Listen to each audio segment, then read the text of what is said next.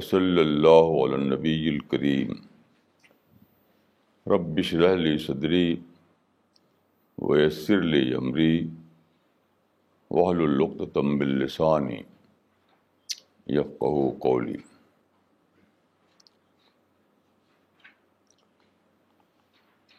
آج میں خود اپنی لائف اور اپنے ایکسپیرئنس کے بارے میں کچھ کہوں گا. اصل میں ایسا ہے کہ دلی میں ایک عرب ٹی وی کی ٹیم آئی ہے، تو انہوں نے 2 بار میرا ویڈیو انٹرویو ریکارڈ کیا. ایک تو کل تھا، ایک پہلے، بہت ڈیٹیل کے ساتھ. تو کل جو انٹرویو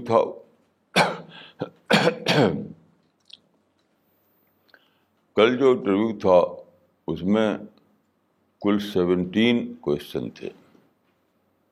17. وہ سب میری اپنی لائف کے بارے میں تھے. مثلاً انہوں نے پوچھا کہ میری ارلی لائف کیسی تھی. ہر آدمی کی ارلی لائف کا ہے، اس کی یادیں اس کے ذہن میں رہتی ہیں، تو انہوں نے اس کے بارے میں پوچھا. پھر انہوں نے پوچھا کہ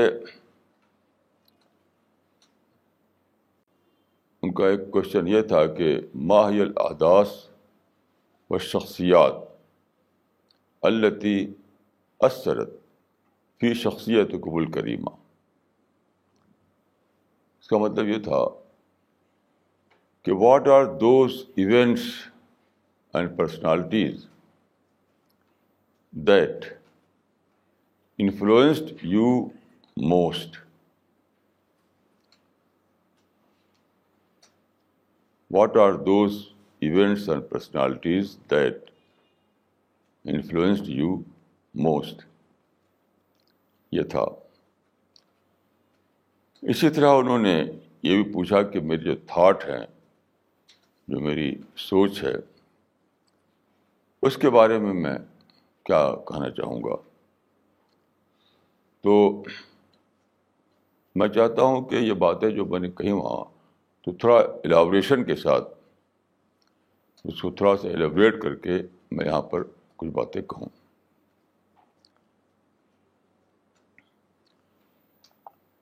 دیکھیے، ایک تو یہ میں نے کہا کہ میری جو ارلی لائف ہے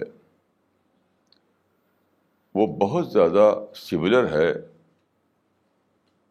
پرافٹ آف اسلام کی ارلی لائف سے. دیکھیے، اس کا مطلب یہ نہیں کہ میں اپنے کو الگ کر کے کچھ کہہ رہا ہوں، نہیں. میں یہ کہہ رہا تھا یا کہہ رہا ہوں کہ پرافٹ آف اسلام جو تھے ان کے بارے میں قرآن میں ہے کہ لقد کان لکم فی رسول اللہ اسوۃ حسنہ. وہ تمہارے لیے اگزامپل ہیں، ماڈل ہیں. تو میرا ماننا یہ ہے کہ آپ کا یہ ایگزامپل صرف اس وقت سے شروع نہیں ہوتا جب کہ آپ پرافٹ بنائے گئے، یعنی 610 AD سے شروع نہیں ہوتا، بلکہ جب آپ پیدا ہوئے 570 میں، تب سے شروع ہو جاتا ہے. اور میں سمجھتا ہوں کہ پرافٹ کی زندگی اس اعتبار سے بھی ایک آئیڈیل کورس آف لائف ہے. یعنی بچپن سے جوانی تک پہنچے، پھر 40 ایئرس کو پہنچے، پھر آپ کو خدا نے پرافٹ بنایا. تو یہ جو کورس آف لائف ہے آپ کا، وہ میں سمجھتا ہوں کہ آئیڈیل کورس آف لائف ہے. تو میں اپنے کو فارچونیٹ سمجھتا ہوں کہ میری زندگی بھی اسی آئیڈیل کورس آف لائف سے گزری. اگرچہ ہسٹری میں بہت ہی کم ایسے لوگ ہوئے ہیں، بہت ہی کم، جو اس کورس آف لائف سے گزرے ہوں جس کو میں آئیڈیل کورس آف لائف کہتا ہوں. لیکن بہرحال پرافٹ کی یہ زندگی بھی ہمارے لیے ایک نمونہ ہے. اور اگر کوئی آدمی یہ پائے کہ اس کی زندگی کا کورس، اس کا جو کورس آف لائف ہے اس ڈھنگ پر چلا جو پرافٹ کا کورس آف لائف تھا، تو اس کو اپنے کو بہت زیادہ فارچونیٹ سمجھنا چاہیے. تو یہ بھی رسول اللہ کا ایک ایگزامپل ہے، ایک ماڈل ہے. یعنی آپ کا وہاں تک پہنچنا، یعنی 40 سال ہو کر کے آپ کو جو پرافٹہڈ ملی، تو وہاں تک پہنچنے کا جو آپ کا جو کورس آف لائف ہے وہ بھی ایک آئیڈیل کورس ہے. میں سمجھتا ہوں کہ بیسٹ ماڈل ہے وہ. اس سے اچھا ماڈل کسی انسان کے لیے اور کوئی نہیں ہو سکتا ہے. اب میں اس کے بارے میں کچھ عرض کروں گا.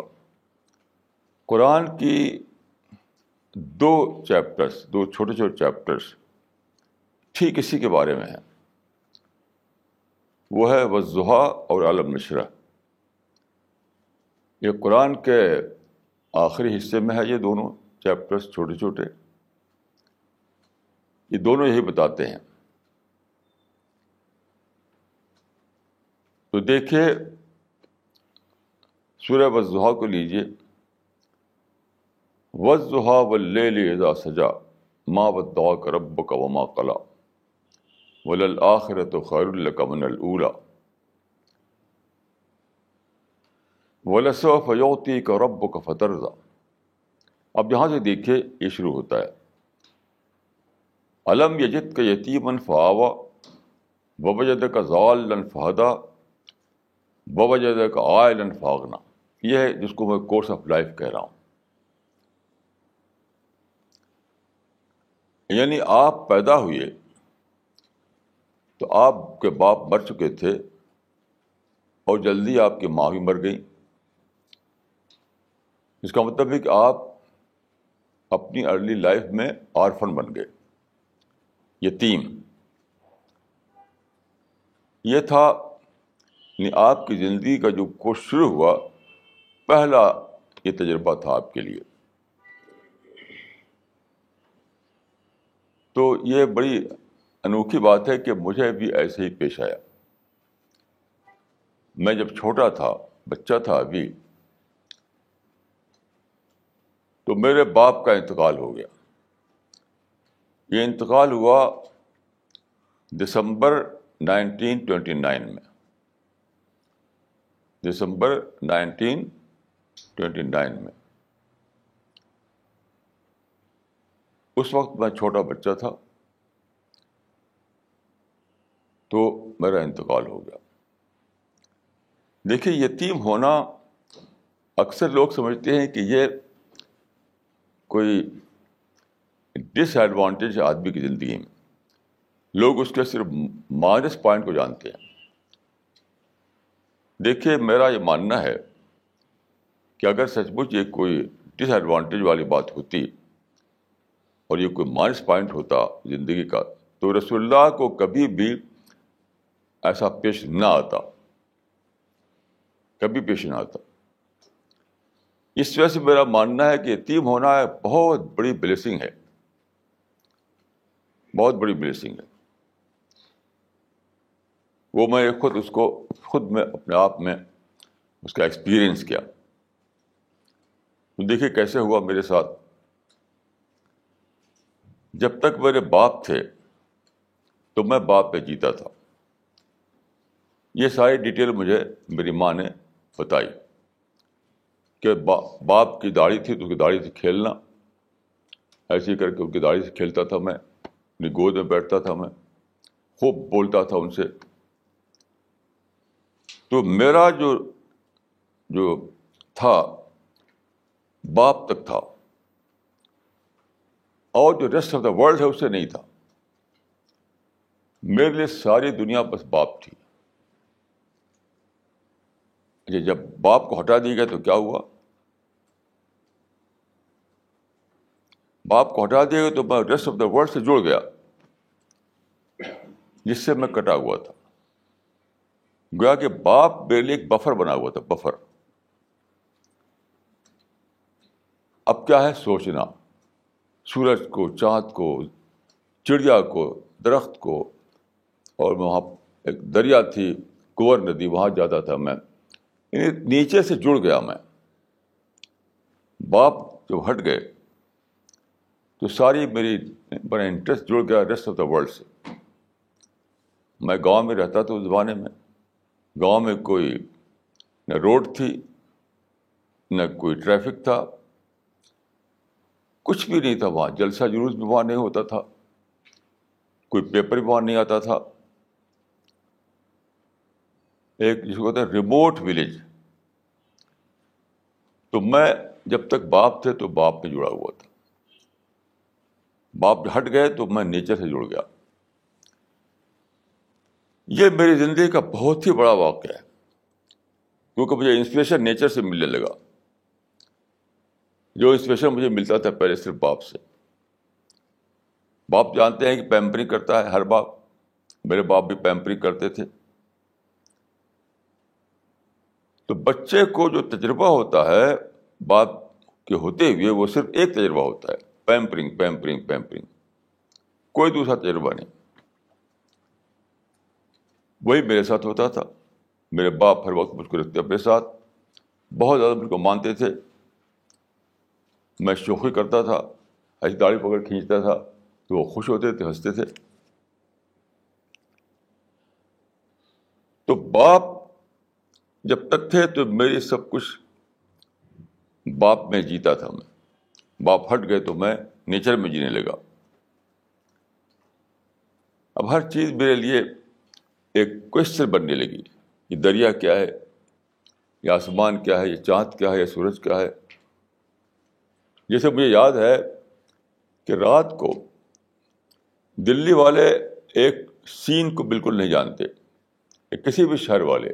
وہ کیا رات کو ٹوئنکل ٹوئنکل لٹل اسٹار والا جو سین ہوتا ہے، جگمگاتے ستارے،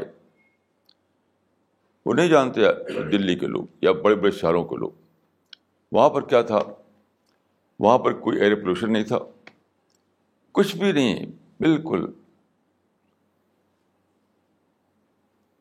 تو رات کو جب میں سوتا تھا، بہت بڑا آنگن تھا چارپائی پر، تو دیر تک میں آسمان کو دیکھتا رہتا تھا، دیر تک. جگمگاتے ہوئے ستارے، ایک عجیب بیوٹی ہوتی ہے اس میں. بیوٹی، گرینڈیئر، گلوری، گریٹنس، بہت ساری چیزیں. تو ظاہر ہے کہ اس زمانے میں میرا میں اتنا میچور ہوا نہیں تھا. لیکن آپ اچھی طرح سمجھ لیجیے کہ بچپن میں بھی آدمی سب کچھ انکانشیسلی ایکوائر کرتا ہے. جو بات کو کانشیسلی دنیا سے لیتا ہے وہ. تو بات کو، جو چیز میں نے کانشیسلی دنیا سے لیا، اس زمانے میں اس کو انکانشیسلی لے رہا تھا. اس طریقے سے دیکھیے، میرا وہاں گھر کے باہر ایک ہم لوگوں کا گارڈن تھا، باغ تھا. تو وہاں پر ہمارے ہاں چمیلی اور بیلے کے پیڑ لگے ہوئے تھے. تو میں شام کو جاتا، وہاں سے کلیاں توڑتا تھا، کلیاں، بیلے کی کلیاں یا چمیلی کی کلیاں. اب لاتا میں عام طور پر سوتا تھا آنگن میں. اب بستر بچھا کر کے جو تکیا بنا ہوتا تھا، تکیے کنارے میں نے وہ کلیاں رکھ لیا. اب میں سو رہا ہوں، وہ کلیاں کھل رہی.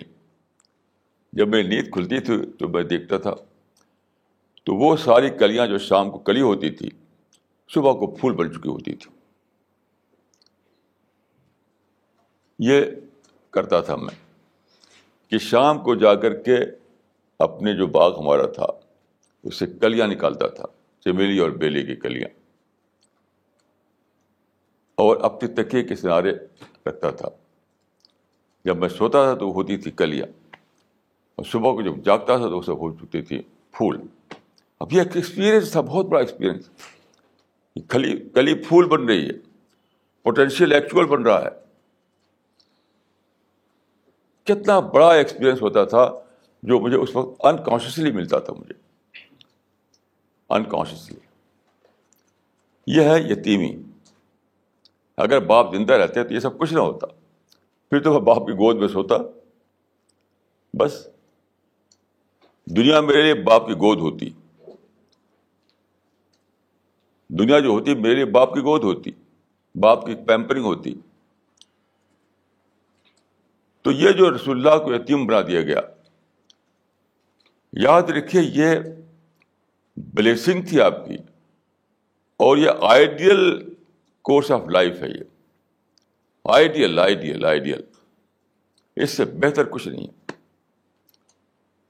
تو میری خوش قسمتی ہے کہ مجھے زندگی کا آغاز یہاں سے ملا جہاں سے پرافٹ کو ملا تھا. تو اور بھی کچھ لوگوں کو ملا ہوگا ہسٹری میں. میں صرف یہ کہہ رہا ہوں کہ پرافٹ کی ہر زندگی آئیڈیل ہے. جب سے پرافٹ بنے آپ, بات کی بھی آئیڈیل ہے آپ کے لیے, ماڈل ہے. لیکن بچپن سے بھی آپ کی جو زندگی ہے, جو آپ کا کورس آف لائف ہے, وہ بھی ماڈل ہے, وہ بھی آئیڈیل ہے. جو جس کو مل جائے, میں سمجھتا ہوں کہ بہت بڑا فارچونیٹ ہے وہ. تو ہسٹری میں بہت سے لوگوں کو ملا ہوگا جن کو میں نہیں جانتا, میں نے کتابوں میں نہیں پڑھا, لیکن ضرور ملا ہوگا کچھ لوگوں کو. اور بھی اپنے بارے میں کہہ سکتا ہوں کہ یہ جو آئیڈیل کورس آف لائف ہے وہ مجھے بھرپور طور پر ملا. اب دیکھیے, علم یجد کا یتیمن فآوا ووجدک ضالًا فہدیٰ. اب دیکھیے دوسرا کیا ہے, زال. پہلے یتیمی ہے, آرفنیج, اس کے بعد زال. زال کا مطلب کیا ہوتا ہے؟ زال کے معنی ہوتے ہیں بیولڈرڈ, یعنی سیکر. تو پہلا اسٹیج تھا یتیمی, دوسرا اسٹیج کیا بنا؟ وہ سیکر ہو گئے آپ, سیکر. آرفنیج سے آپ سیکر ہو گئے. تو ٹھیک وہی میرے ساتھ ہوا, وہی ہوا میرے ساتھ. ہر چیز میں مجھے ایک کیوریاسٹی کا سبق ملتا تھا. جسے میں نے عرض کیا کہ کلی پھول بن رہی ہے. ندی جو تھی مئی جون میں سوکھ جاتی تھی, بالکل سوکھ. اب بارش ہوئی, اب خوب پانی بہہ رہا ہے اس کے اندر. وہی مجھے ایک کیوریاسٹی بنتا تھا, کہاں سے پانی آ رہا ہے, کہاں پانی جا رہا ہے, کیوں سوکھتا ہے, کیوں پھر بہنے لگتا ہے. یعنی ایک ایک چیز اس زمانے میں میرے لیے انکانشیسلی ایک کیوریاسٹی جگاتی تھی. اور آپ سمجھ لیجئے کہ بہت ہی بڑی بات ہے کسی کے اندر کیوریاسٹی پیدا ہو جائے, جس کو کہتے ہیں آج کل کے سائنس میں اسپرٹ آف انکوائری.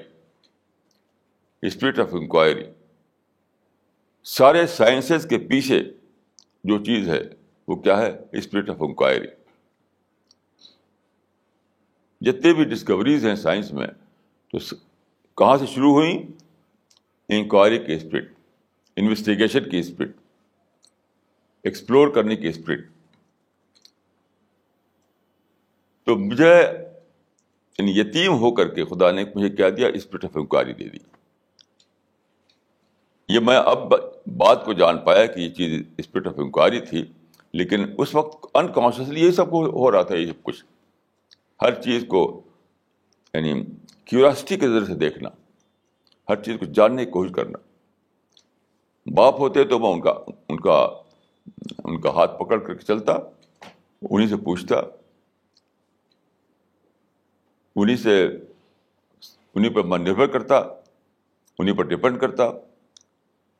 اب میں خود ہر چیز کو جاننے کی کوشش کرنے لگا. تو پہلے میں آرفن بنا, اس کے بعد وہ سیکر بنا. سیکر بہت برسوں میں یہ پیریڈ بھی لائف میں ہے جب کہ میں سیکر بنا اور سچائی کی تلاش میں سرگرداں رہا. یہ دوسرا ہوا. اب تیسرا جو ہے دیکھیے, ووجدک ضالًا فہدیٰ. تم کو پایا سیکر تو پھر تم کو دیا گائیڈنس. وہی میرے ساتھ ہوا کہ جب میں سیکر بنا تو گویا کہ میں ریسیپٹیو بن گیا. ریسیپٹیو، سیکر کا مطلب ہے ریسیپٹیو ہونا. جب آپ ریسیپٹیو ہو تبھی ایسا ہوتا ہے کہ آپ باتوں کو جب پائیں باتوں کو تو بھرپور طور پر اس کو لے لیں. جسے سوکھی زمین میں پانی جب آتا ہے تو ایک دم وہ اس میں جذب ہو جاتا ہے. گیلی زمین میں پانی ڈالیں تو وہ اوپر اوپر رہے گا، سوکھی زمین میں ڈالیں تو اسی کے اندر وہ جذب ہو جائے گا. یہ معاملہ اس بات کا ہے کہ آدمی سیکر ہو تو ریسیپٹیو ہوتا ہے. ریسیپٹیو ہو، بات ملے گی تو بھرپور طور پکڑ لے گا اس کو. تو پہلے بس آفر بنا، پھر سیکر بنا، پھر کیا ہوا کہ مجھے سچا راستہ ملا، خدا کی ہدایت ملی. یعنی اس میں بہت سارے بیچ میں اسٹیجز ہیں. میں وہ اس کو نہیں لے رہا ہوں، مطلب ہسٹوریکل وے میں نہیں لے رہا ہوں اس کو. ہسٹوریکل وے میں نہیں، قرآن کے اس آیتوں کو شرح کر رہا ہوں کہ کس طرح سے جو آئیڈیل کورس آف لائف ہے وہ کیا ہے، جو پرافٹ کی زندگی میں ایک ماڈل کے طور پر ہم دیکھتے ہیں کہ عارفر بننا، پھر سیکر بننا، پھر اس کو سچائی کی ڈسکوری ہونا. تو میرا ساتھ ایسے ہوا. اگرچہ میں although I was born in a Muslim family, but in later period of my life I became a seeker. Then I rediscovered Islam. So Islam is by discovery. For me, Islam is not simply a family religion, ancestral religion. Islam is by discovery. یہ ہے فہدہ. Profit کے لیے فہدہ جو ہے یہاں پر تم کو سیکر کے پیریڈ سے گزرے تو خدا نے تم کو گائیڈنس بھیج دی، سچائی بھیج دی. یہ ہے. اب اس کے بعد اب دیکھیے، الم یجد کا یتیما فآویٰ ووجدک ضالا فہدیٰ ووجدک عائلا فأغنیٰ. یہ بھی ایک وہ ہے، ووجدک عائلا فأغنیٰ، یعنی تم کو پایا محتاج تو تم کو غنی کر دیا. یہ کیا ہے؟ یہ بہت بڑی بات کی طرف اشارہ ہے کہ پرافٹ کو فیملی کی طرف سپورٹ ملا شروع سے آخر تک. پہلے عبد المطلب سے ملا، پھر ابو طالب سے ملا، پھر خدیجہ سے ملا. یہ پورا جو پیریڈ آپ کا ہے، یہ پورے پیریڈ میں آپ کو فیملی کا سپورٹ ملتا رہا. دیکھیے ایک بات سمجھ لیجئے کہ دنیا میں دو قسم کے لوگ ہوتے ہیں. ایک وہ جو کہ پیدا ہوئے اور کچھ اپنا سیکھا، اس کے بعد کھانے کمانے میں لگ گئے. ایک یہ لوگ ہوتے ہیں، ان کے لیے ضرورت نہیں کوئی ان کا سپورٹ بنے کیونکہ خود ہی اپنا سپورٹ بن جاتے ہیں. ان کو کسی سپورٹر کی ضرورت نہیں ہے. کہیں جاب کریں گے، کہیں بزنس کریں گے، کچھ کریں گے تو اپنی ارننگ وہ خود کریں گے. وہ ایک اور ٹائپ کے لوگ ہوتے ہیں جن کے اندر جاگ آتی ہے سچائی کی تلاش. جیسے فانی تھے، فانی بدایونی، وہ کچھ کر نہیں سکے. اسی لیے اگرچہ وہ شاعری کرتے تھے، لوگوں نے ان کو پہچانا نہیں. میں نے ایک مضمون، ایک آرٹیکل لکھا تھا ان کے بارے میں، ایک پیپر، ان کے کلام کو لے کر کے. تو اس کا کیپشن تھا، فانی حقیقت کی تلاش میں سرگرداں. تو بیچارے مر گئے، ان کو سچائی نہیں ملی، تو وہ کچھ کر نہیں سکے، نہ بزنس کر سکے، نہ جاب کر سکے، نہ کچھ کر سکے، نہ کچھ کر سکے. یوں ہی پریشان مر گئے اس کے بعد. تو ایک وہ لوگ ہوتے ہیں جو بہت جلد زندگی کے نقشے میں اپنی جگہ بنا لیتے ہیں، چاہے بزنس نقشہ ہو، انڈسٹری کا ہو، جاب کا ہو، ایگریکلچر ہو, ہارٹیکلچر ہو, اس میں اپنی جگہ بنا لیتے ہیں اور پھر کھانے کمانے لگتے ہیں. پھر اس طرح اپنی زندگی کا لائیولیہڈ اس میں پا لیتے ہیں خود ہی. لیکن ایک اور لوگ ہوتے ہیں جو ریلیٹیولی بہت کم ہوتے ہیں کہ ان کا سب سے بڑا کنسرن ہوتا ہے سچائی, the truth. What is the truth with A capital T. تو وہ کھانے کمانے کا کام کر نہیں پاتے, ان کا دل نہیں لگتا ان چیزوں میں, وہ کر نہیں پاتے. تو ان لوگ اسٹینڈ نہیں کر پائیں گے اگر انہیں سپورٹ سسٹم نہ ملے, کیونکہ دو میں سے ایک کا ان کا ریزلٹ ہوگا. یا تو فانی بدانیوں کی طرح یوں تڑپ تڑپ کے مر جائیں گے, یا پھر وہ کمپرومائز کر لیں گے, چھوڑ دیں گے اپنا وہ کنسرن. یعنی ایسا آدمی سکسیسفل طور پر اپنی زندگی کورس پورا کرے, سچائی تک پہنچے, اس کے لیے ضروری ہے کہ اس کو کوئی سپورٹ دے, اکنامک سپورٹ. کیونکہ وہ نہ گھر بنا پائے گا, نہ وہ پیسہ کما لے گا, کچھ بھی نہیں کر سکتا ایسا آدمی. تو ایک چاہیے جو اس کا سپورٹ بنے. تو رسول اللہ ایسے ہی تھے کہ وہ کچھ نہیں کر پاتے, یعنی کوئی کسی کا اور کام ان کا جی نہیں لگتا تھا. تو انہوں نے زندگی کا جو کورس اختیار کیا سچائی والا, ایک مشن تک جو پہنچ رہا تھا, اس میں ضرورت تھی کہ آپ کو ایک سپورٹ سسٹم ملے. بغیر سپورٹ سسٹم کے وہ اسموتھلی چل نہیں سکتا تھا, وہ بریک ہو جاتا, ٹوٹ جاتا. تو آپ کا جو سپورٹ سسٹم بنا وہ فیملی. یاد رکھیے فیملی ہی وہ انسٹیٹیوشن ہے جو کسی کے لیے سپورٹ سسٹم بنتا ہے, اور کوئی نہیں بنتا. یہ یونیک اللہ تعالیٰ کا انتظام ہے کہ فیملی کو ایک خاص طرح کا وہ لگاؤ ہوتا ہے, کسی اور کو نہیں ہوتا وہ لگاؤ. کوئی اور لگاؤ نہیں, کسی اور کے اندر وہ لگاؤ ہو نہیں سکتا ہے. تو نیچرل وے میں صرف فیملی ہی سپورٹ دیتی ہے آدمی کو. تو یہ اللہ تعالیٰ نے میرے ساتھ نظام کیا جو پرافٹ کے ساتھ ہوا تھا, کہ میری فیملی شروع سے اب تک میرا سپورٹر بن گئی.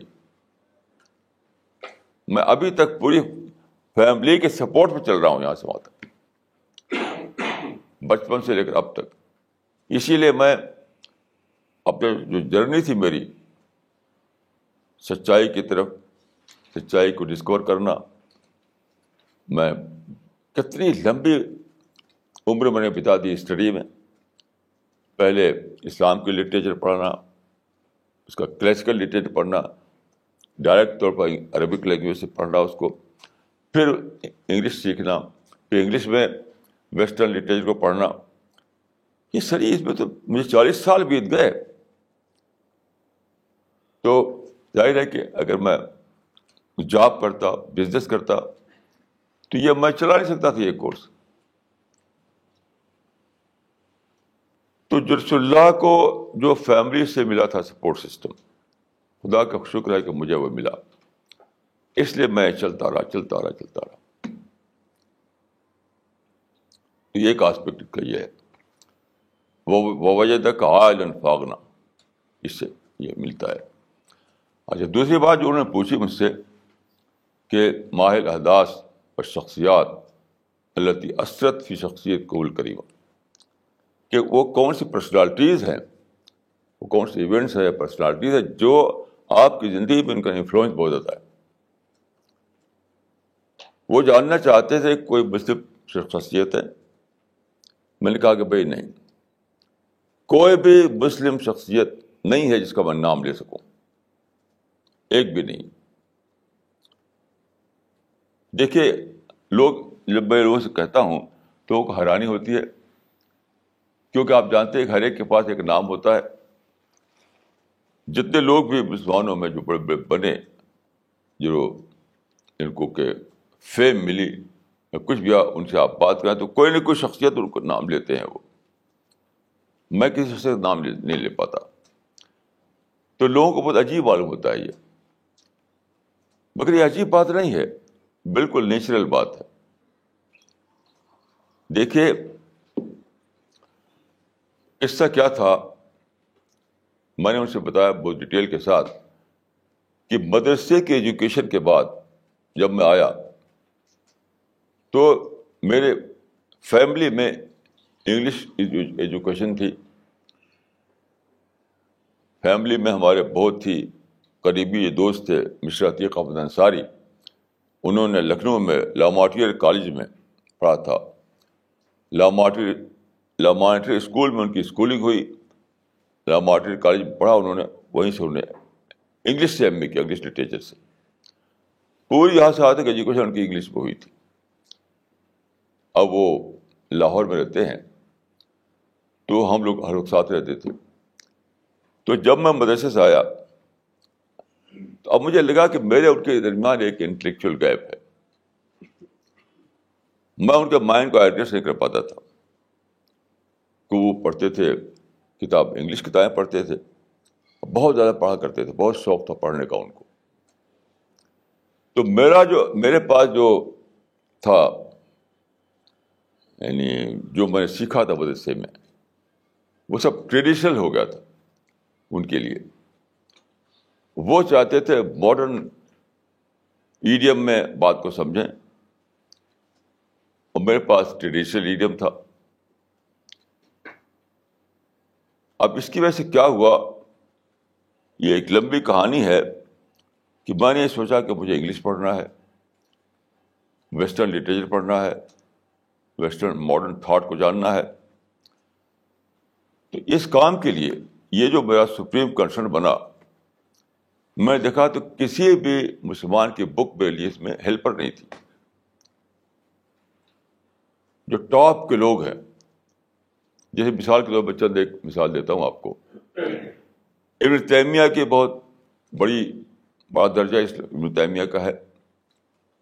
ان کی کتاب الجواب الصحیح من بدل دین المسیح مثال کے طور پر بہت زبردست کتاب مانی جاتی ہے. لیکن کیا ہے، وہ تو ڈبیٹ ہے، وہ تو مسلم کرسچن ڈبیٹ ہے. مجھے ڈبیٹ کرنا نہیں تھا، مجھے تو ماڈرن مائنڈ جو ہے انسان کا، اس کو ایڈریس کرنا تھا، مجھے ڈبیٹ نہیں کرنا تھا.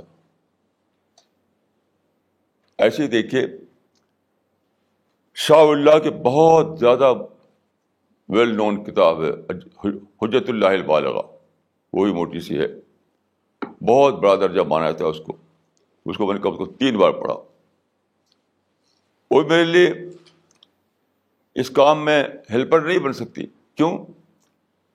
اس میں کیا ہے، اسلام کے جو احکام ہیں، فقہی احکام خاص طور پر، اور جو احکام ہیں، تو اس کا ٹریڈیشنل وے میں اس کی انہوں نے حکمت بیان کی ہے. اسلام کی حکمتیں ٹریڈیشنل فریم ورک میں، اسلامی جو ٹیچنگس ہیں ان کی حکمتیں ٹریڈیشنل فریم ورک میں بتائی ہیں انہوں نے. مطلب نماز کی، روزے کی، حج کی، زکوٰۃ کی، یہاں تک کہ سترہ کی، جہاد کی وغیرہ کی.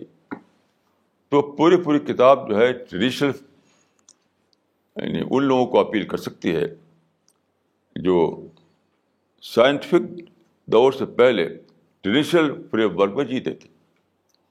میرا وہ کنسرن نہیں تھا. میں تو ماڈرن مائنڈ جو ہے، ماڈرن مائنڈ، اس کو ایڈریس کرنا تھا مجھے. اس کے لیے اس میں کچھ بھی نہیں تھا. اس طرح سے مولانا علی میں کتاب بہت مشہور ہے، ماذا خسر العالم بانحطاط المسلمین. وہ بھی میرے لیے کچھ نہیں تھا، کیونکہ سارا اس میں کیا ہے، مسلمانوں کا انحطاط، مسلمانوں کا ڈکلائن کیسے ہوا، اور اس سے ان کے خیال کے مطابق دنیا کو کیا نقصان پہنچا. وہ زیادہ تر پولیٹیکل اور مسلمانوں کا جو دنیوی اعتبار سے دبدبا ہوا، اس کو لے کر کے وہ کتاب ہے. وہ بھی میرا کنسرن نہیں تھا. اس میں ہی مجھے وہ چیز نہیں ملتی تھی جو ماڈرن مائنڈ کو ایڈریس کرنے والی ہو. ایسی ان کی کتاب بہت مشہور ہے علامہ اقبال کی، reconstruction of religious thought in Islam. وہ میرے مطلب کی کتاب نہیں، کیونکہ وہ تو اجتہاد پر ہے. میرا مسئلہ اجتہاد نہیں تھا، میرا مسئلہ تھا ماڈرن مائنڈ کو ایڈریس کرنا. اس میں مجھے کچھ بھی نہیں ملا. اس کتاب میں کم سے کم 2 بار پڑھا ہوگا. ایسی ساری کتابوں کا حال ہے. تو میں نے ان کو بتایا، جو بہت تعجب ان کو ہوا، کہ کرسچنس کے بکس میں مجھے بہت زیادہ فائدہ ملا.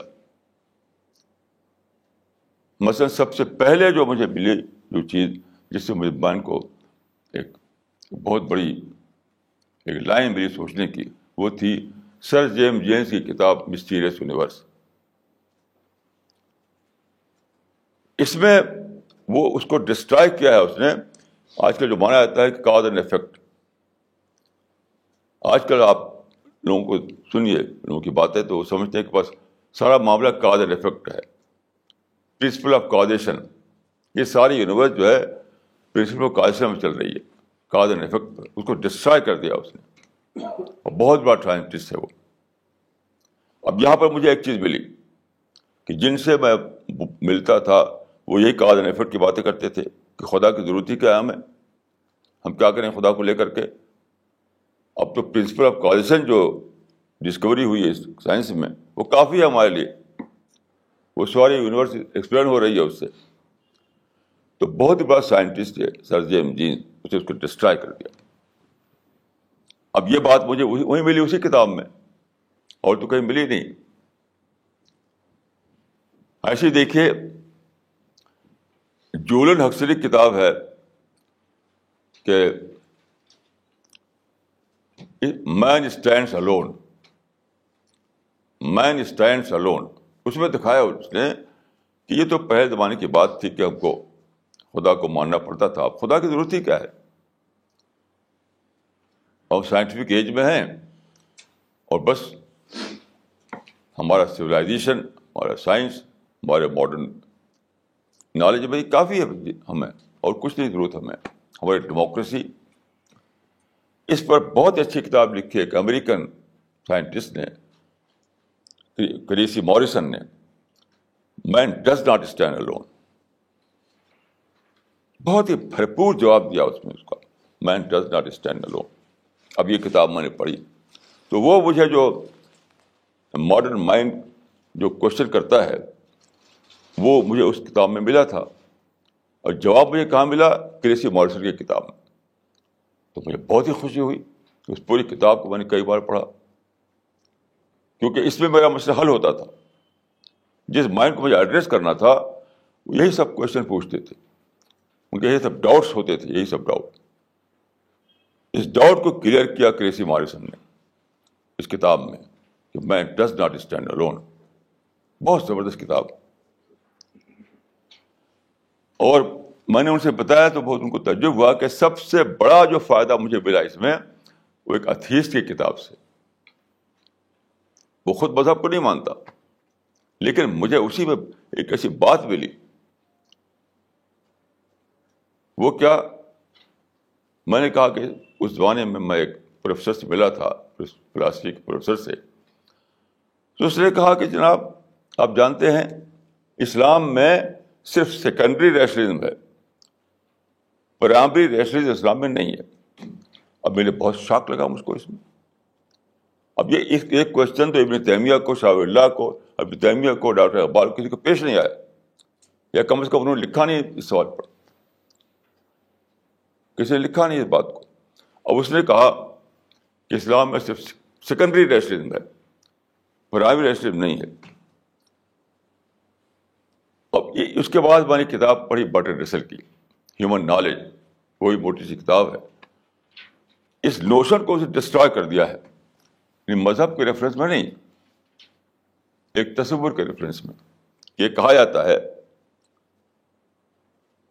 کیونکہ لاجیکل پازیٹیوزم جو تھا پہلے اس میں یہ مانا جاتا تھا، تو اس نے اس کو ڈسٹرائے کر دیا ہے.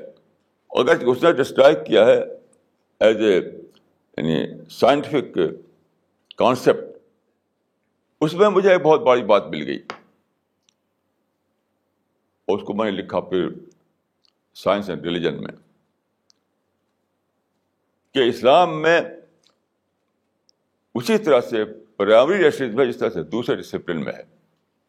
اس کی ڈیٹیل آپ پڑھ سکتے ہیں میری کتاب جو ہے ریلیجن اینڈ سائنس میں. تو اس طرح سے بہت ساری کتابیں ہیں جو ان لوگوں نے لکھی ہیں جو نان مسلم تھے، کرسچن تھے، لیکن وہ چونکہ سائنٹسٹ تھے، انہوں نے ماڈرن ایجوکیشن لی تھی، وہ جانتے تھے کہ آج کے کوشچن کیا ہے. اس سے مجھے فوڈ ملا، اس سے مجھے کلو ملا، اس کو لے کر کے میں نے اپنے کتابوں میں اس کو شامل کیا، اس بات کو. تو یہ ہے، اور بھی بہت سارے اس میں آسپیکٹ ہیں، لیکن یہ میں ایک بات جو میں نے کل کہی تھی ان سے، کہ یہ جو میں کہتا ہوں کہ کسی مسلم رائٹر سے مجھے کچھ نہیں ملا، تو آپ اس کو اچنبھا نہ سمجھیے، کیونکہ میرا جو کوشچن تھا وہاں وہ مجھے اس کا نہیں ملتا تھا، ملا مجھے دوسرے لوگوں کی کتابوں میں. تو بہرحال یہ اس کا یہ ایک آسپیکٹ ہے. میں انشاءاللہ کسی اور مجلس میں اس کے دوسرے آسپیکٹ بتاؤں گا آپ کو، اس میں بھی یہ باتیں بہت ساری باقی ہیں. لیکن میں یہ کہوں گا کہ اگر آدمی سیکر بنے، میں یہ کہوں گا کہ آئیڈیل کورس آف لائف جو ہے وہی ہے جو رسول اللہ کے ساتھ بیتا. آئیڈیل کورس آف لائف جو میں نے عرض کیا کہ سورہ وضحا میں آپ پڑھ سکتے ہیں، سورہ النصر میں پڑھ سکتے ہیں آپ، اور تاریخ میں کچھ لوگ ہوئے ہوں گے جنہوں کو یہ آئیڈیل کورس آف لائف نہیں ملا ہو. لیکن میں اپنے بارے میں کہہ سکتا ہوں کہ میں ٹھیک اسی کورس سے گزرا،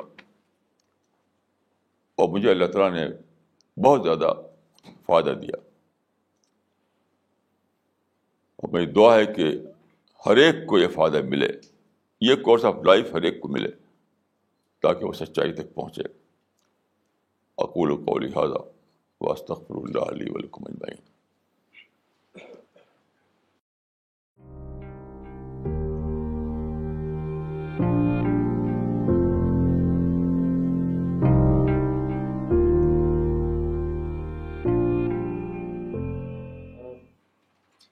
This question is from Hussein Bano. What is Lohe Mahfuz? Could you please elaborate?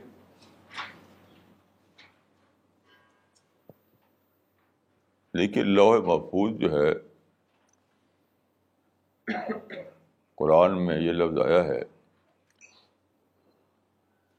لیکن اس کی کوئی ایک کمنٹری نہیں ہے، کوئی ایکسیپٹڈ کمنٹری نہیں ہے. تو میں سمجھتا ہوں کہ اس طرح کی جو باتیں ہیں اس کے بارے میں بہت زیادہ، یعنی اس کو بہت زیادہ اسپیسیفائی کرنے کی کوشش نہیں کرنا چاہیے. اسپیسیفک میننگ اس کی کیا ہے یہ ہم کو نہ قرآن سے پتہ ہوتی ہے نہ حدیث سے. اسی لیے کمنٹری جو اس کی گئی ہے اس میں بہت زیادہ کئی رائے ہیں. تو میں اس سے زیادہ کچھ نہیں کر سکتا کہ آپ جو کتابوں میں لکھا ہے وہ پڑھ لیجیے، کہ ہر تفسیر میں آپ کو مل جائے گا. فی لوح محفوظ جو آیت ہے اس کے تحت کسی بھی تفسیر میں آپ کو مل جائے گا. باقی اس سے زیادہ میرے پاس کچھ کہنے کے لیے نہیں ہے. میں خود اسی پر عمل کرتا ہوں کہ حدیث میں ایک آیا ہے، ایک حدیث ہے، اس میں 4 باتیں ہیں. 4 باتوں میں سے ایک بات یہ ہے کہ سکت عن اشیاء من غیر نسیان فلا تبحثوا عنہا. بعض چیزوں کے بارے میں خدا نے ڈیٹیل نہیں دی ہے بغیر بھولے ہوئے، تو تم اس کے بارے میں زیادہ بحث نہ کرو. اسی لیے ایک عالم نے کہا ہے کہ ابہموا ما ابہمہ اللہ، خدا نے جس چیز کو مبہم رکھا ہے اس کو تم بھی مبہم رکھو. تو اس طرح کی چیزیں کے بارے میں میری کوئی بھی الگ رائے نہیں ہے. وہی جو آپ کتابوں میں لکھا ہوا ہے آپ پڑھ سکتے ہیں. کوئی بھی کمنٹری آپ کے پاس جو ہو, ہر کمنٹری آپ کو مل جائے گا. بس اس سے زیادہ میں آپ کو کچھ نہیں کہہ سکتا. اس سے صرف یہ کہہ سکتا ہوں کہ یہ ٹینڈنسی کوئی ہیلدی ٹینڈنسی نہیں ہے. کچھ لوگوں کو میں دیکھتا ہوں کہ بہت زیادہ اسی کے چکر میں رہتے ہیں کہ الف لام میم کا کیا مطلب ہے, کاف آیا عین صاد کا کیا مطلب ہے, لوح محفوظ کا کیا مطلب ہے. یہ کوئی ہیلدی ٹرینڈ نہیں ہے, کیونکہ اس میں آپ کو آخر میں ملے گا کنفیوژن کنفیوژن کنفیوژن کنفیوژن. جس چیز کے بارے میں ہمیں اسپیسیفک انفارمیشن مل نہ سکتی ہو, اس کے بارے میں یہی ہے کہ اب ہم اللہ, کہ جتنا بتایا گیا ہے اسی کو سب کچھ سمجھ کر کے بس مان لینا. اور ہزاروں لاکھوں کروڑوں چیزیں ہیں جن کے بارے میں ہم زیادہ تحقیق کر سکتے ہیں, اس کو سمجھنے کی کوشش کیجیے. اسی میں کیا ضرورت ہے کہ آپ زیادہ اس کا وہ کریں. جیسے میں نے آج ہی آپ کو بتایا کہ بہت چیزیں جو تھیں وہ انڈسکورڈ پڑی ہوئی تھیں. مثال کے طور پہ یہی بات جو میں نے کہی کہ اسلام میں پرائمری ریسیڈنس نہیں ہے, صرف سیکنڈری ریسیڈنس ہے. ہزاروں علماء پیدا ہوئے لیکن کسی نے اس کی تحقیق نہیں کی. کیوں؟ لوگ اسی پڑھے رہتے ہیں, زیادہ تر سارے لوگ اسے پڑھے رہتے ہیں انہیں باتوں میں. لوح محفوظ کیا ہے, الف لام میم مطلب کیا ہے, فلاں کیا, یہ کیا, وہ کیا. تو یہ جو حدیث میں کہا گیا ہے کہ اس سے زیادہ بحث نہ کرو, اس کا مطلب کیا یہ ہے, پرائرٹی بیسس پر کہا گیا ہے کہ دوسری بہت سی چیزیں ان کو تم پرائرٹی دینا چاہیے. تو بار میں یہ کہوں گا کہ ہم میں سے ہر شخص کو یہ چاہیے کہ اگر وہ چاہتا ہے کہ زندگی کا بہت ہی تھوڑا سا ٹائم ہمارے پاس ہے اور ہم پرائرٹی بیس پر ہمیں لینا چاہیے چیزوں کو, تو ان چیزوں کے بارے میں زیادہ اپنا دماغ لگائیے جس میں آپ اور جان سکتے ہوں, جاننے کی پوزیشن میں ہوں. جس میں آپ جاننے کی پوزیشن میں نہ ہو اس میں دوبارہ دماغ مت لگائیے. کہ وہ کون بتائے گا اس کو؟ یا تو خدا بتائے یا رسول بتائے. اور خدا نے اور رسول نے بتایا نہیں, تو ہم آپ کہاں جھانک کے دیکھیں گے آسمان میں؟ ہمارے پاس کون سی دوربین ہے, کون سی ٹیلیسکوپ ہے کہ ہم دیکھیں کہ آسمان میں کیا ہے لوح محفوظ؟ تو میں کہوں گا کہ کوئی ہیلدی ٹرینڈ نہیں ہے. ان چیزوں کے بارے میں مجمل طور پر مان لیجیے اور ہزاروں دوسری چیزیں جو ہیں ان پہ تحقیق کیجیے, اس میں اسٹڈی کیجیے, اس میں باتوں کو سمجھنے کی کوشش کیجیے. یہ میری رائے ہے. This question is from Naeem Mirza. Kindly give some tips for inner peace, contentment and happiness. یہ بہت ہی یونیورسل کوشچن ہے. ہر آدمی یہ کوشچن کرتا ہے. میں سمجھتا ہوں کہ ریلیجس آدمی, سیکولر آدمی, مسلم, نان مسلم,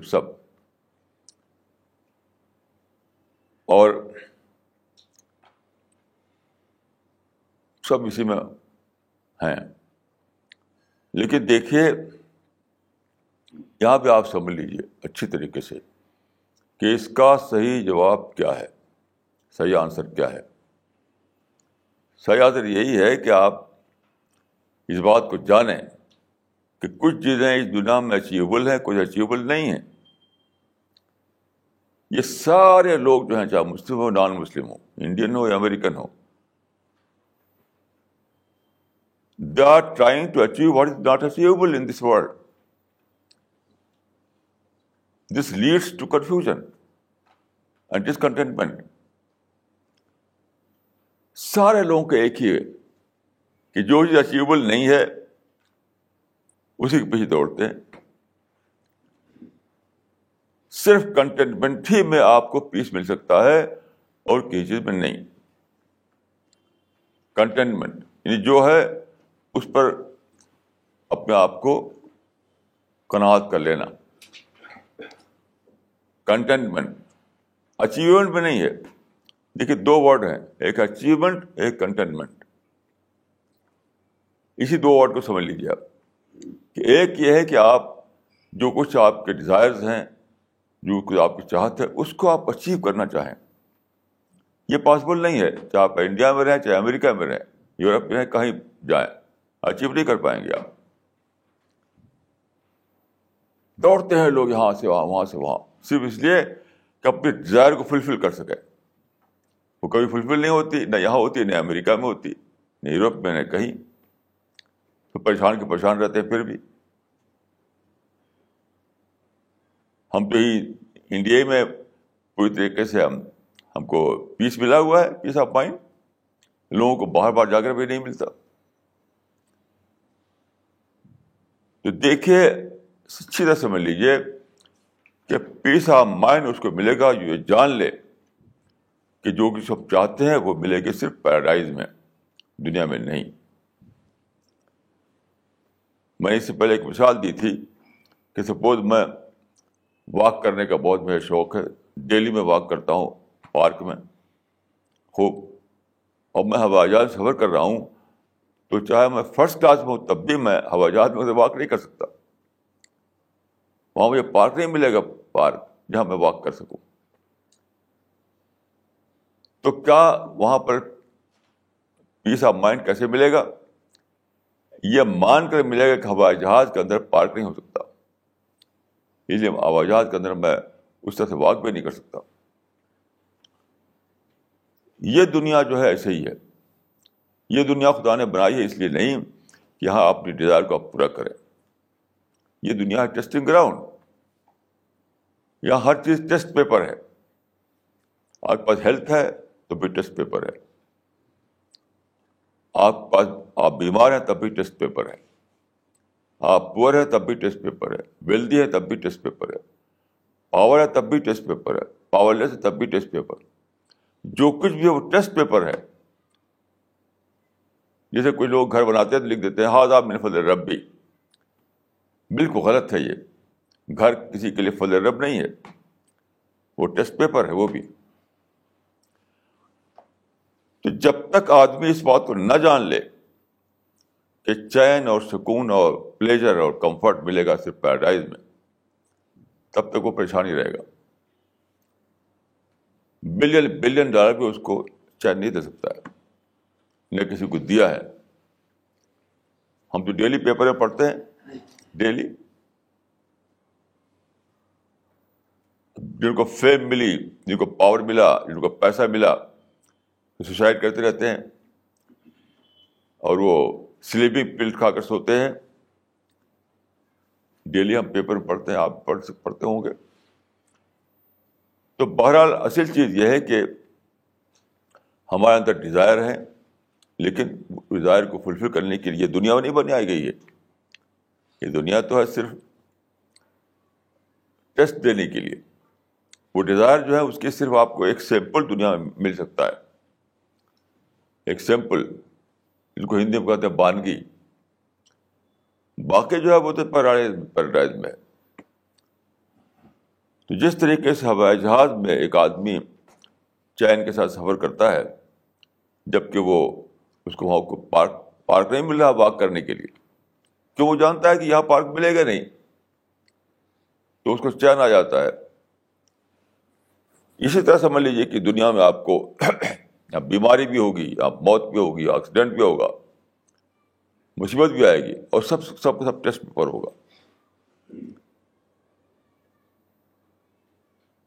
میرے پاس ایک صاحب آئے, وہ مٹھائی کا ڈبہ لے کر کے,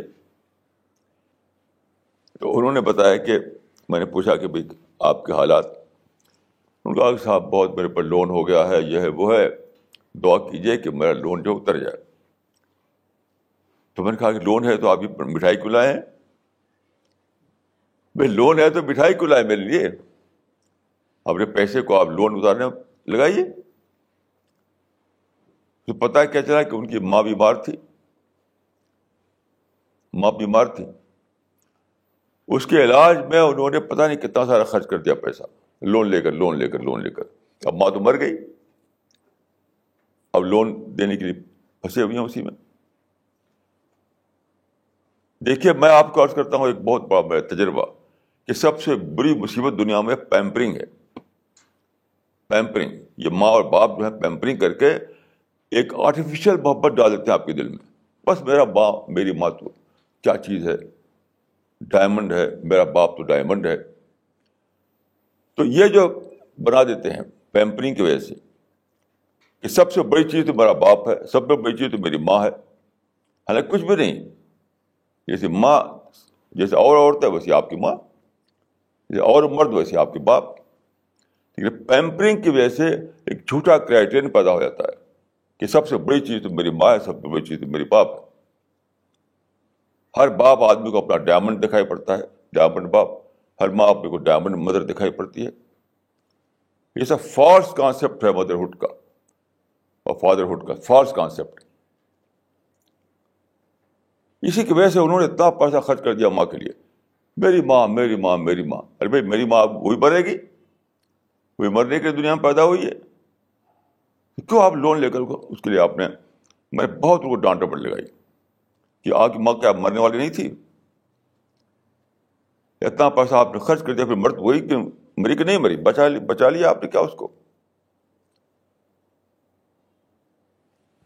تو آدمی کو بہت ہی نارمل وے میں رہنا چاہیے. وہ جو پیمپرنگ سے ماں باپ آپ کے دل میں ڈال دیتے ہیں کہ اسپیشل ہے کوئی, یاد رکھیے میرا یہ تجربہ بتا رہا آپ کو. ہر آدمی کے اندر یہ کیا ہوتا ہے کہ میرا باپ اسپیشل ہے, میری ماں اسپیشل ہے. ہر کوئی اسپیشل نہیں ہے, کوئی اسپیشل نہیں ہے. اسی لیے لٹا دیتا ہے اپنے آپ کو اس ماں باپ کے پیچھے وہ, اور پھر ماں باپ مر جاتے ہیں. تو میں نے ان کو بہت ڈانٹ ڈپٹ لگائی ان کو جو آئے تھے میرے پاس. میں نے کہا ایک پیسہ آپ مت خرچ کیجیے. عید آنے والی تھی, عید میں آپ کوئی نیا کپڑا مت بنائے اپنے لیے نہ اپنے بچوں کے لیے, سارا پیسہ لگائیے لون اتارنے میں. تو میں بہرحال اپنے تجربے کی بنا پر بہت زیادہ خلاف ہوں اس بات کے جو کہتے ہیں پیمپرنگ, لاڈ پیار, کیونکہ اس سے مصنوعی قسم کا کرائٹیرین بنتا ہے, مصنوعی کرائٹیرین انسان کے اچھے ہونے کا. ہر آدمی اسی پھنسا ہوا ہے, ہائے میرا باپ, ہائے میری ماں. کیوں؟ وہی پیمپرنگ کی وجہ سے سمجھتا ہے کہ یہ میری ماں تو اسپیشل چیز ہے, یہ میرا باپ کی اسپیشل چیز ہے. یہ میں خود خوش قسمتی سے میرا باپ مر گیا تھا بچپن میں, اور میری ماں جو تھی بہت ہی یعنی بہت سخت تھی. وہ سوا ہم لوگ کو ڈانٹ ڈپٹ کرتی تھی, کبھی پیار سے بات ہی نہیں کرتی تھی وہ میری ماں. تو میں یہ بھی خوش قسمت ہوں کہ مجھے نہیں ماں کی طرف سے, باپ سے ملی تھی پیمپرنگ, میرے باپ تو مر گئے, ماں کی طرف سے مجھے پیمپرنگ نہیں ملی. تو میں اپنے کو سمجھتا ہوں کہ بہت بلیسنگ تھی میرے لیے. اس جھوٹ میں نہیں جیا میں. اب سارے ناولیں جو ہے دنیا میں جتنی اسٹوری لکھی گئی یہ سب میں کیا ہے, ماں کو محبت کا پرتیک مانا جاتا ہے. یہ جھوٹی بات ہے. ماں بیٹا پوجن کی پرتیک ہے, لو کی پرتیک نہیں ہے. اپنے بیٹے سے اس کا ہوتا ہے, کیا محلے کے بیٹوں سے بھی ہوتا ہے کیا اس کو, کہ دنیا بھر کے بیٹوں سے ہوتا ہے اس کو؟ یہ کتنی بڑی فیلیسی ہے اس میں سارے لوگ پڑے ہوئے, فیلیسی. سارے ناول لکھنے والے, سارے اسٹوری رائٹر, میں ریڈیو پر سنتا ہوں میری ماں میری ماں میری ماں. کیا تمہاری ماں بھائی؟ تو ماں جو ہے محبت کی پرتیک نہیں ہے, بیٹا پوجن کی پرتیک ہے. یاد رکھیے اچھی طریقے سے, کیونکہ دوسرے بیٹے اس کو نہیں عزیز ہیں, دوسرے بیٹوں سے کچھ بھی اس کو دلچسپی نہیں ہے. تمہارا آرٹیفیشل لائف چھوڑیے, تبھی چین ملے گا, پیس ملے گا, ورنہ پیس نہیں مل سکتا ہے. ریئلسٹ بنیے, ریئلسٹ. جب تک آپ ریئلسٹ نہیں بنیں گے, ریئلسٹک اپروچ نہیں آئے گا آپ کے اندر, تب تک آپ کو پیس نہیں ملنے والا ہے, چین نہیں ملے گا. یہ میری زندگی کا تجربہ ہے جو میں نے عرض کیا. اگر کسی کو اس سے تکلیف ہو تو میں اس کی معافی چاہتا ہوں. This question is from Abru Aman. I would like to know the meaning of tazkiyah and how could we eradicate all evils from our heart. دیکھیے تزکیہ کا جو لٹرل میننگ ہے وہ ہے پیوریفیکیشن. تزکیہ جو ہے پیوریفیکیشن. جہاں تک میں نے سمجھا ہے آدمی کے اندر بار بار آتے ہیں نگیٹو تھاٹ. نگیٹو تھاٹ کو کہا جاتا ہے اسلام میں آروگینس اور لسٹ اور ہیٹ اور انٹالرنس، اینگر. یہ سب سارے نگیٹو تھاٹ ہیں اور اسی سے آپ لوگ کو پاک کرنا ہے. پاک کرنے کا مطلب یہ نہیں کہ آپ اپنے دل سے اس طرح کے فیلنگ کو نکال دیں. نکالنا مطلب نہیں ہے، وہ ہے والفاقدین الغیظ. وہ نہیں، وہ کیا ہے وہ ہاں الکاظمین الغیظ، غصے کو پی جانے والے. دیکھیے ہاں غور کیجیے، اگر یہ ہوتا کہ غصہ نہ ہو جن کے اندر تو ہوتا الفاقدین الغیظ. فاقدین معنی ہوتے ہیں ان کے اندر غصہ نہ ہو. تو قرآن بھی یہ نہیں آیا کہ الفاقدین الغیظ جن کے اندر غصہ نہ ہو، بلکہ کہا گیا الکاظمین الغیظ کہ غصہ تو آیا لیکن پی گئے اس کو. یہ ہے ایک برابر کی ایک اسٹرگل ہے، زندگی بھر کی اسٹرگل کہ غصہ آئے گا آپ اس کو اندر اندر پی جائیں گے، ہیٹ آئے گی اندر اندر اس کو ڈیفیوز کریں گے، ریونج آئے گا اندر اندر ختم کریں گے اس کو، لسٹ آئے گا اندر اندر اس کو آپ مینیج کریں گے. یہ ایک اسٹرگل ہے، اسٹرگل. اسی کا نام تزکیہ، اسی کا نام تزکیہ ہے. یعنی ڈیزائر مینجمنٹ کا نام تزکیہ ہے. اسی طرح سے آپ پیوریفائی کرتے ہیں اپنے دل کو. تو حدیث میں آتا ہے کہ آدمی جب کوئی برائی کرتا ہے، کوئی ایول، تو دل پر ایک اسپاٹ پڑ جاتا ہے، بلیک اسپاٹ. تو اگر اس بلیک اسپاٹ کو اس نے نہیں دھویا تو پھر دوسرا پڑے گا، تیسرا پڑے گا، چوتھا پڑے گا، تک کہ سارا دل کالا ہو جائے گا. تو وہ کیا ہے کہ جو نگیٹو تھاٹ آئے ان کو ہم مینیج نہیں کر پائے، رہنے دیا اس کو دل میں، تو کیا ہوگا؟ یہ ہوگا کہ سارا جو ہمارا جو مائنڈ ہے وہ نگیٹو مائنڈ بن جائے گا، مائنڈ میں اسٹور ہوتا چلا جائے گا. نگیٹو تھاٹ جو ہے مائنڈ میں اسٹور ہوتے چلے جائیں گے.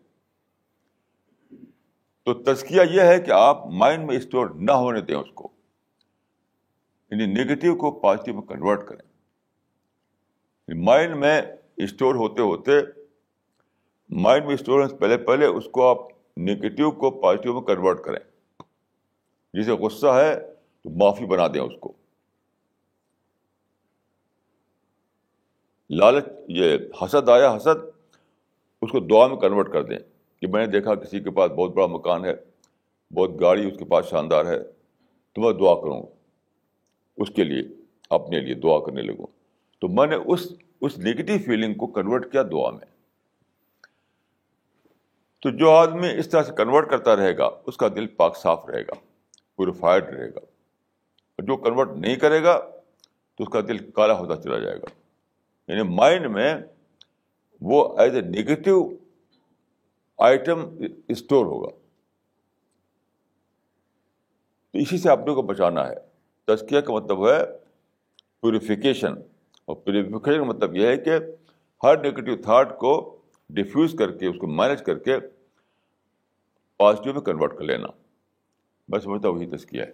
یہ ایک اسٹرگل ہے جو زندگی میں جاری رہتی ہے ہر آدمی کے ساتھ.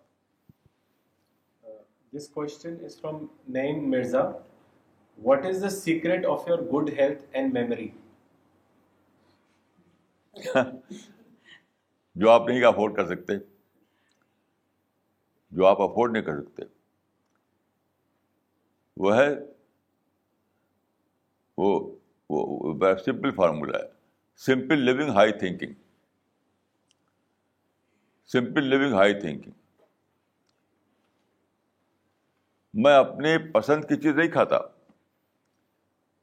میری بیٹی یہاں موجود سے پوچھ لیجیے. بہت ہی سمپل جو ہوگی, سب سے سمپلسٹ جو چیز وہ کھاؤں گا.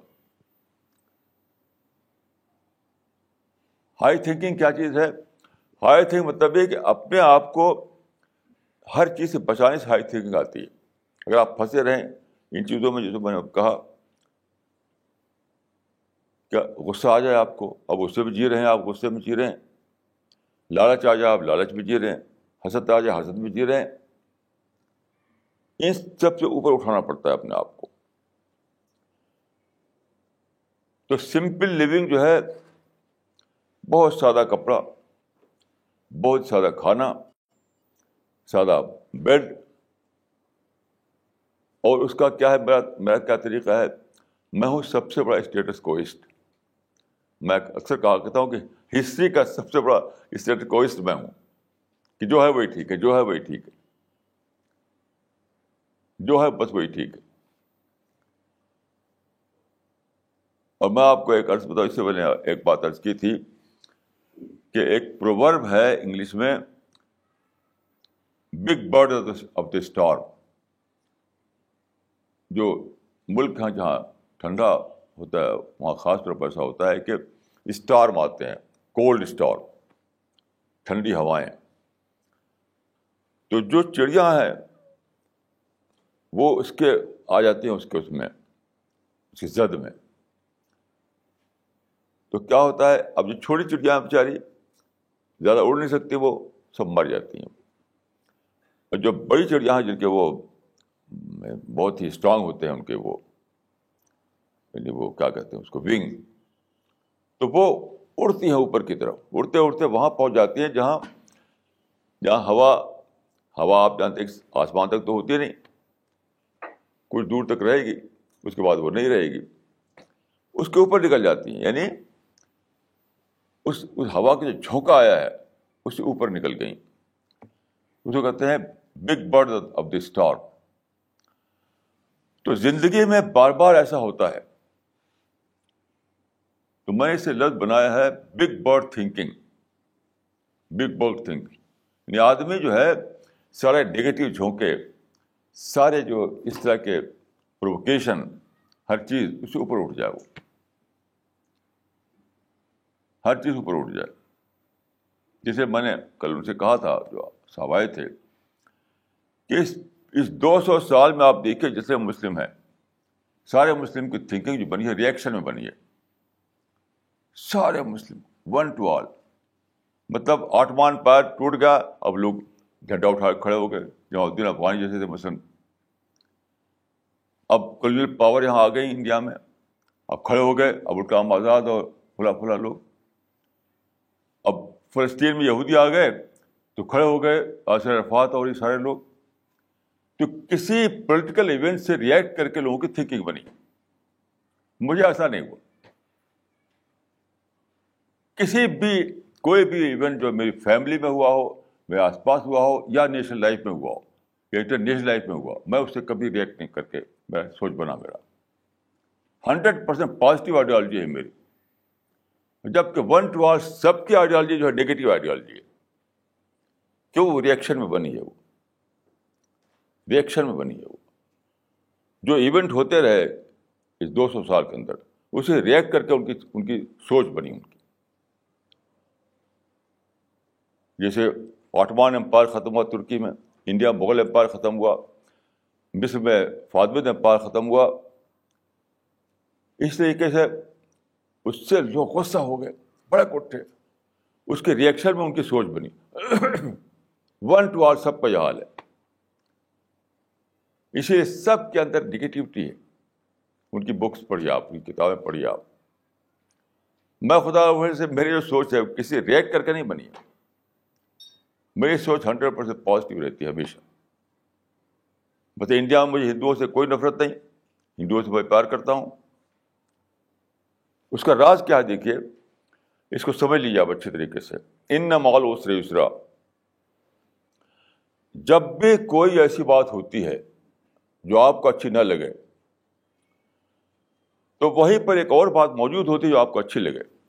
یہ قرآن میں یہ فارمولہ بتایا گیا ہے, نہیں وہ حدیث میں. وہ کیا ہے؟ وہ رضا منها الآخر فإن کرہ منها شیئا رضا منها الآخر. یہ بہت بڑی حکمت ہے اس میں، اس حدیث میں، کہ اگر کوئی چیز ایسی ہے جو آپ کو پسند نہیں آ رہی ہے تو وہیں پہ ایک اور چیز ہوگی جو آپ کو پسند آ جائے. تو میں یہی کرتا ہوں، ہمیشہ ہی کرتا ہوں. تو جن چیزوں سے لوگ غصہ ہوتے ہیں اس میں پازیٹیو آسپیکٹ ڈھونڈ کر نکال لیتا ہوں. جیسے انڈیا میں سارے لوگ انگریزوں سے نفرت کرنے لگے، ون ٹو آل.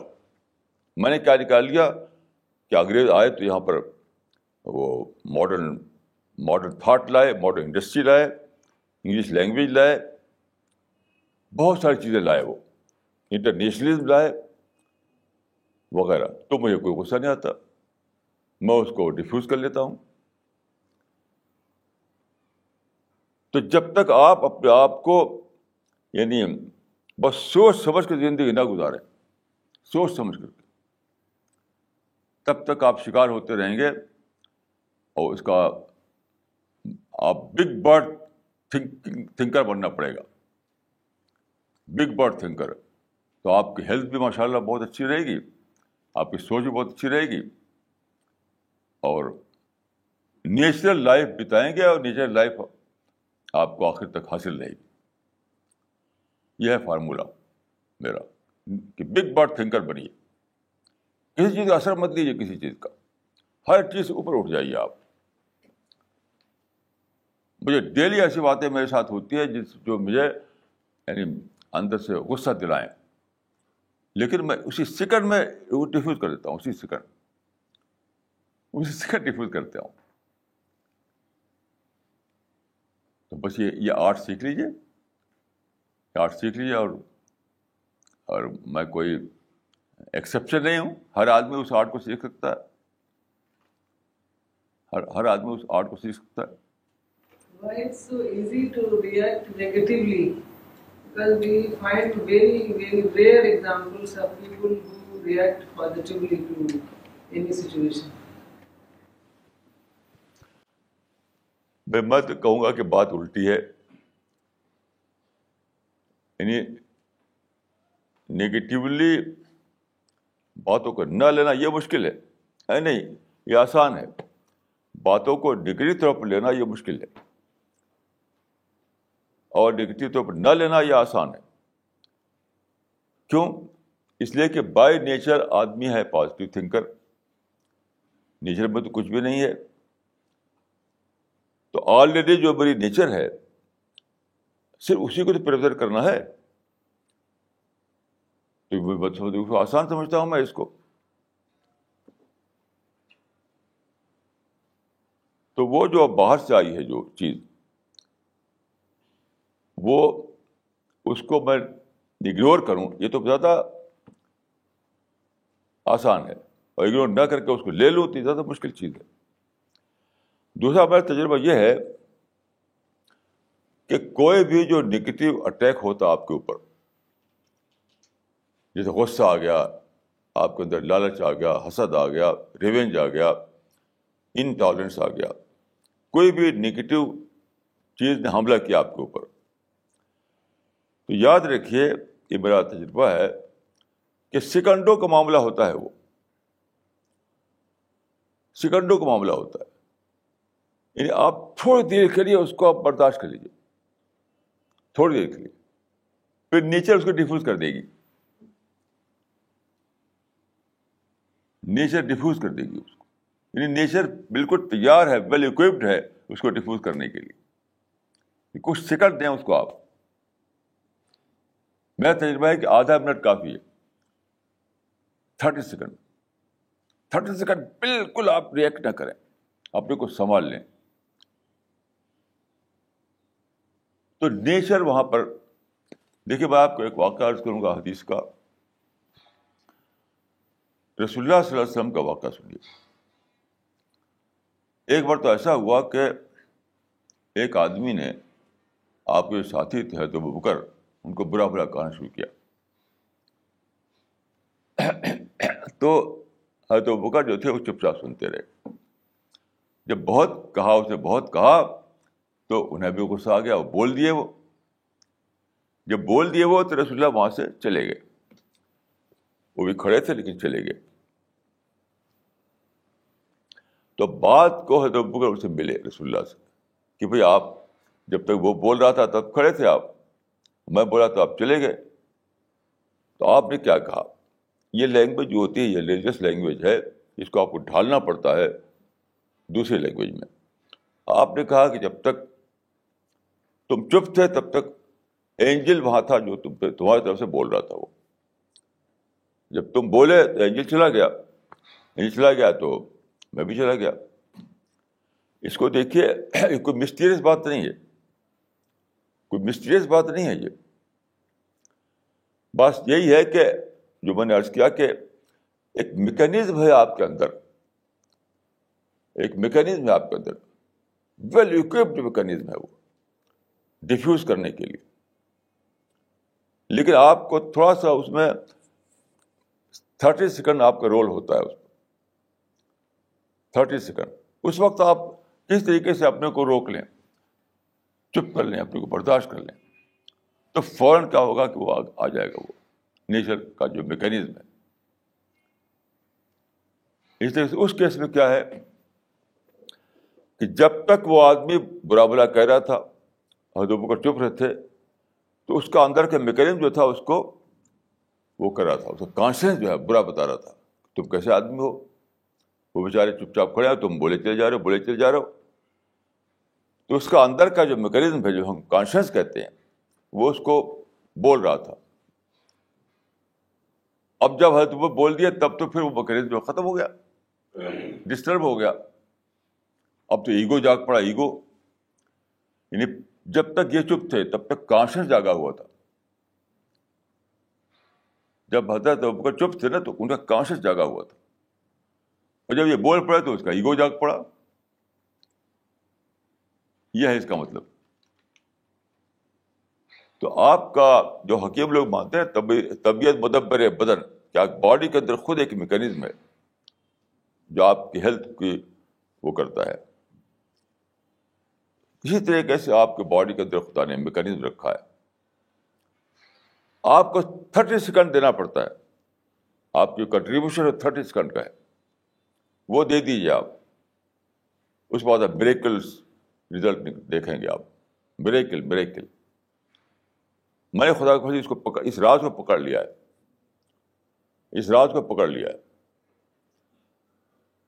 جیسے کہ میری وائف تھی, وہ بیمار چل رہی تھی بہت دنوں سے. تو جو آدمی بیمار ہوتا ہے نا تو اس کو کیا ہوتا ہے, جھجلاہٹ پیدا ہو جاتی ہے, جھجلاہٹ ہر بیمار کو. اب میں ان کمرے میں گیا, پوچھا میں نے کہ بھائی کیسی طبیعت ہے, آپ کو کیا پڑی ہے, آپ کو کیا فکر ہے میری. اب وہ اسی طرح بولتی تھی. میں کیا کرتا تھا, میں کچھ بھی نہیں بول کر کے چپ چاپ سے چلا جاتا تھا اپنے ادھر بالکنی جو میری لمبی سی ہے, اس میں میں واک کرنے لگتا تھا, اور ڈیفیوز ہو گیا.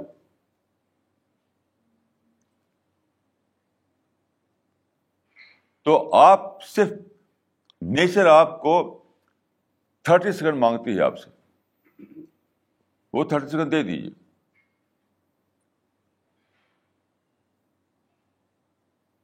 میں نے یہاں ایک وکیل صاحب رہتے ہیں کنگس کیمپ میں, ایک ہندو وکیل جو اس کے مرڈر کیس کرتے ہیں, وہ murder case.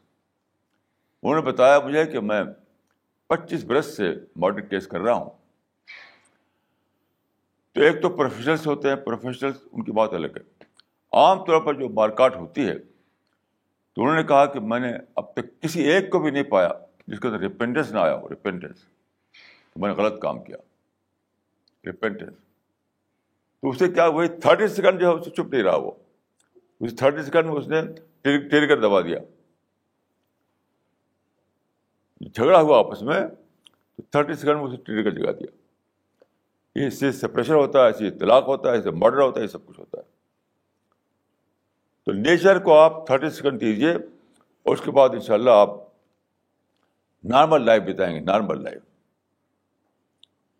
Know problem at all.